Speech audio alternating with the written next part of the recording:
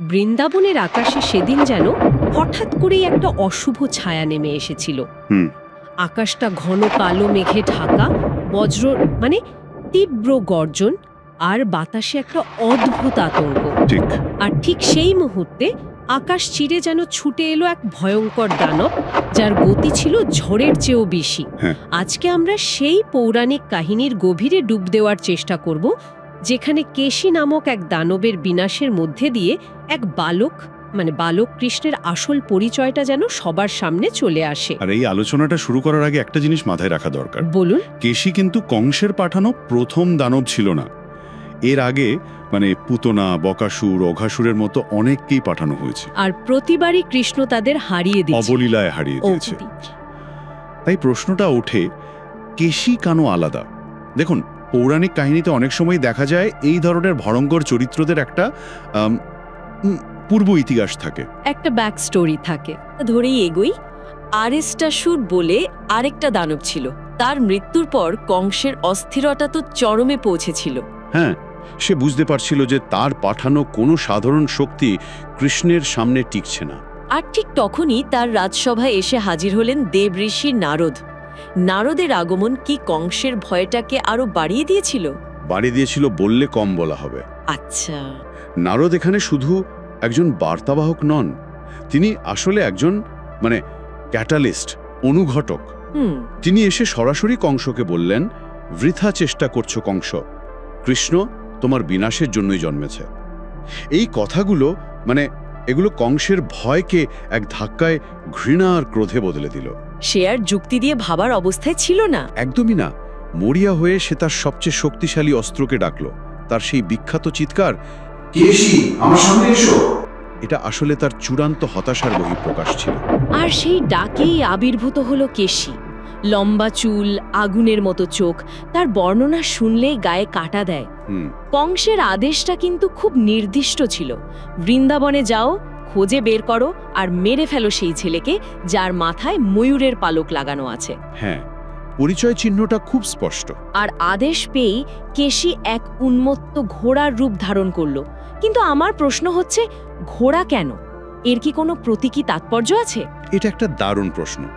দেখুন, ঘোড়ার রূপ নেওয়াটা এখানে খুব সিম্বলিক। কিভাবে? বেদের যুগে অশ্ব বা ঘোড়া ছিল শক্তি, গতি আর অদম্য ক্ষমতার প্রতীক। রাজারা অশ্বমেধ যজ্ঞ করতেন নিজেদের সার্বভৌমত্ব প্রতিষ্ঠা করার জন্য। ঠিক। কিন্তু যখন সেই শক্তি লাগাম ছাড়া উন্মত্ত হয়ে যায়, তখন তো তা ধ্বংসের কারণ হয়। কেশী ছিল কংসের সেই লাগাম ছাড়া অন্ধ ক্ষমতারই একটা জীবন্ত প্রতিচ্ছবি। সে শুধু একটা দানব নয়। না, সে হলো অনিয়ন্ত্রিত অহংকারের প্রতীক, যা সবকিছু ধ্বংস করতে ছুটে আসছে। ওয়াহ, দারুণ ব্যাখ্যা। একদিকে এই লাগাম ছাড়া ধ্বংসের শক্তি ছুটে আসছে বৃন্দাবনের দিকে, আর অন্যদিকে সেই বৃন্দাবনে কৃষ্ণ তার বন্ধুদের সঙ্গে খেলায় মত্ত। এই বৈপরীত্যটা অসাধারণ। আর এখানেই গল্পের একটা অদ্ভুত মোড় নেয়, তাই না? মধুমঙ্গলের ঘটনাটা। হ্যাঁ, কৃষ্ণের বন্ধু মধুমঙ্গলের সেই ময়ূরের পালক চেয়ে নেওয়ার ঘটনাটা। হ্যাঁ, এবং এই আপাত দৃষ্টিতে খুব সাধারণ একটা ঘটনাই কিন্তু পুরো কাহিনীর গতিপথ ঠিক করে দেয়। কি বলেছিল মধুমঙ্গল? সে খেলাচ্ছলে কৃষ্ণকে বলে, কানাই, গ্রামের সবাই তোকে এত ভালোবাসে, আমি যদি তোর মতো সাজি আমাকেও হয়তো ভালোবাসবে। তোর ওই সুন্দর ময়ূরের পালকটা আমাকে একটু দিবি? আর কৃষ্ণ হেসে তার অনুরোধটা রেখেছিলেন। আর এখান থেকেই একটা গভীর প্রশ্ন জাগে, তাই না? কি প্রশ্ন? কৃষ্ণ, যিনি অন্তর্যামী, তিনি কি জানতেন না যে মধুমঙ্গলকে পালকটা দিলে এমন একটা বিপদ হতে পারে? আপনি বলতে চাইছেন এটা হয়তো কোনো কাকতালীয় ঘটনা ছিল না? আমার তো তাই মনে হয়।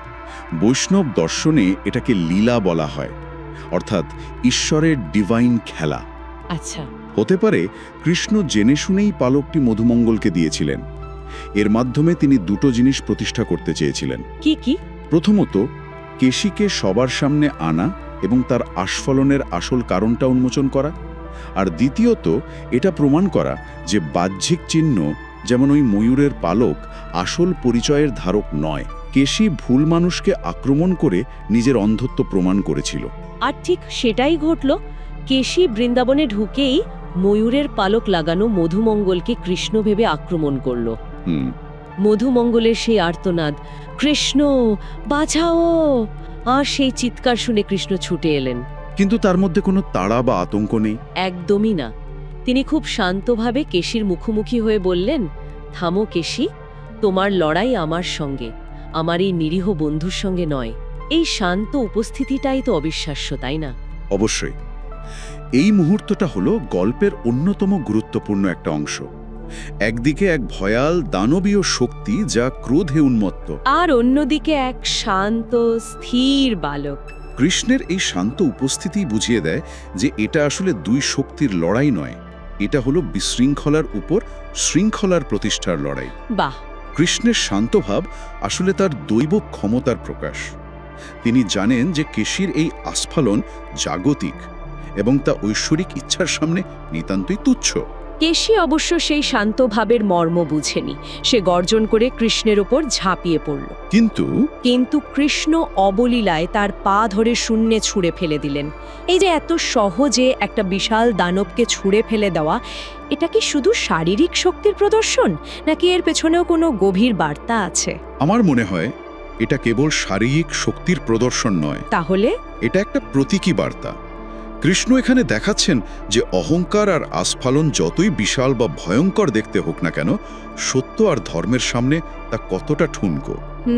কেশিকে শূন্যে ছুঁড়ে ফেলে দেওয়া মানে হলো তার ভিত্তিহীন অহংকারকে মাটি থেকে উপরে তুলে তার অসারতা প্রমাণ করে দেওয়া।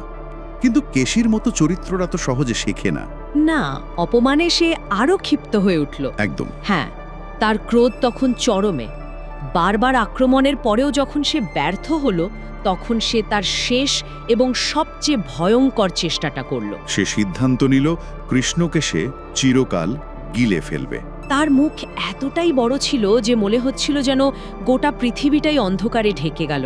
আর এটাও একটা ক্লাসিক পৌরাণিক রূপক। তাই হ্যাঁ, অশুভ শক্তি বা বিশৃঙ্খলা সবসময়ই শুভ বা শৃঙ্খলাকে গ্রাস করে নিতে চায়, তাকে নিজের অস্তিত্বের অংশ করে নিশ্চিহ্ন করে দিতে চায়। কিন্তু এখানে কৃষ্ণ যা করলেন তা এক কথায় অভাবনীয়। তিনি ভয় পেয়ে পিছিয়ে গেলেন না, বরং নিজেই এগিয়ে গিয়ে নিজের হাতটা কেশির মুখের ভেতরে প্রবেশ করিয়ে দিলেন।